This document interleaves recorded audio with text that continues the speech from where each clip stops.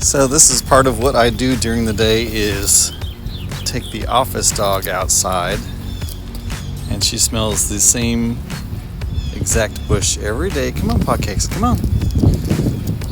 She doesn't understand seem to understand that there's things going on in the office that have to be done. She believes she is the only one. And I guess in a strange metaphysical way perhaps she is, since we are all only the one. So it's a beautiful day here. And I was just thinking about how the idea of journey and the idea of there being nowhere to go and everywhere to go, because one thing I've learned about the idea of journey, the idea of you aren't where you want to be, is that you're always in this state of not being, a state of not enough, the state of being less than, a state of lack.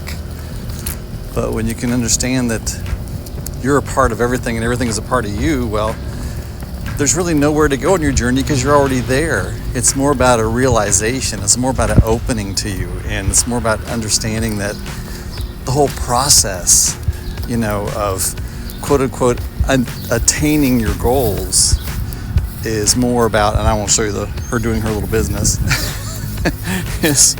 is more about us being able to have the joy of the expression of Spirit to us to, open up those gifts to us.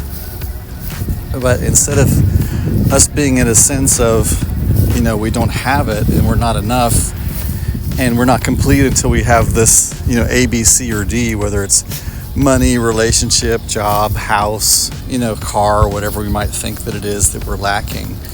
Instead of being in that state until we attain it, we can already be there, because the funny thing is, when you get to my age and you've attained a few things through your life that you wanted, you realize that there is a moment of a joy and acceleration upon getting or attaining whatever this is, but then there's also a sense of, well, what next? There's a sense of boredom, and perhaps, after a while, after you attain so much stuff, now you've got to store it, you got to clean it, you got to take care of it. So there's, and now she's doing her number 2 business. She's a healthy dog, but it's more about her, it's more about understanding that if you already know that you are where you should be, you don't have to live in that space of lack. You can still live in a space of fulfillment and joy in every single moment, and not feel incomplete unless something else comes to you. And when you start understanding that we're trained to live our whole lives thinking that we're not complete without whatever it is, whether it's, like I say, money, relationships, a house, a car, a job, vacation, babies, whatever, clothes, I don't know, whatever it might be, social status.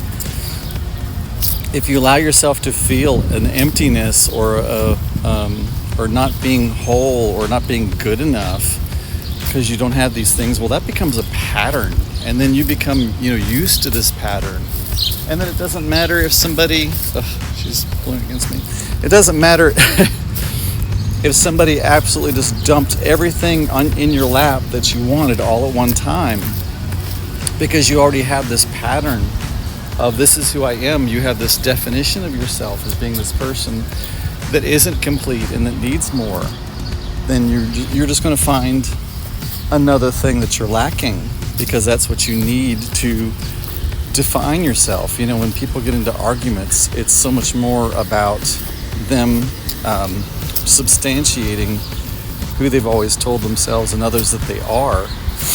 It has nothing to do with right or wrong or good or bad or anything about that. It's about establishing your ego and then deciding that is more important than anything else, because once you've defined yourself as a certain thing, it's life or death if that's taken away from you. And so that makes you stay in patterns of unhappiness and patterns of abuse and patterns of things that really aren't right for you, simply because you can't imagine what's on the other side of that. It reminds me of the old tales of the oceanography maps, and it would say, danger monsters lurk there, and it would just be on parts of the ocean that had not been discovered yet. So there's always this idea that the unknown is fearful and the unknown causes death and harm. And so many times we are afraid to go into the unknown, even if we think it'll be better and promises to be better, because we don't know it, because it's scary, because it's unfamiliar, because we know in our old patterns who we are and what to do and where to go. And that's scary, to be the new one or to start a new thing or to go somewhere you're not used to. But that's really part of life. So if you can let go of the idea of being incomplete and let go of the idea of patterns being the good way, and maybe start just enjoying the journey and the experience, realizing that you are complete as you are. Nothing has to happen to make you more whole. You are whole as you are in this moment. And that is an amazing sense of strength and joy and empowerment that you can have in this moment. It doesn't depend upon any laws being made or taken away, or any physical attributes, or any type of possession you might get, or position, or employment, or relationship. It has to just do with the idea that you know who you are and you're comfortable in that. And the funny thing is, things start flowing to you as you know that. So, finish with our walk. Talk to you guys later. Love, peace, release.